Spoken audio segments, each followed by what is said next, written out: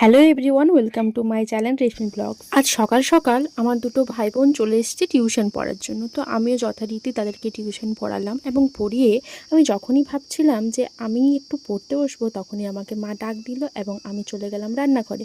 আমার কাজ হলো আজকে শাক বাছা। যখন আমাকে শাকগুলো বাছতেই হবে, তাই দেরি করে লাভ নেই। তাই আমি শাকগুলো বাছার সাথে সাথে এক চুটকি মেরে সব শাকগুলো আমি কেটেও নিয়েছিলাম। আর এরই মধ্যে আমাদের পিকুসোনা চলে এসছে আমাকে ডিস্টার্ব করার জন্য। তাই তার সঙ্গে একটু মজা করলাম, খেলা করলাম। তারপরই কিছুক্ষণ পরই মা আবার লাউ ডাঁটা নিয়ে এলো কাটার জন্য। তাই আমি বেশি দেরি না করে চটাপট সেগুলো কেটে নিলাম এবং তার সাথে আলুও কেটে নিয়েছিলাম। তো মোটামুটি আজকের মতো আমার কাজ সমাপ্ত। তখন তো পিকুকে একটু আদর করা হয়নি, তাই ভাবলাম একটু আদর করে নিই।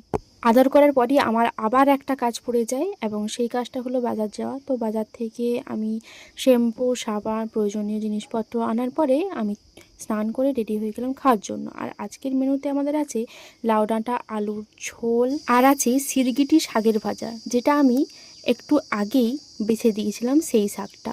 আর ল্যাঠা মাছ টমেটো দিয়ে বাটনা করেছিল। আর এই সিরগিটি শাকের ভাজা কে কে খেয়েছো কমেন্টে জানাতে ভুলো না কিন্তু।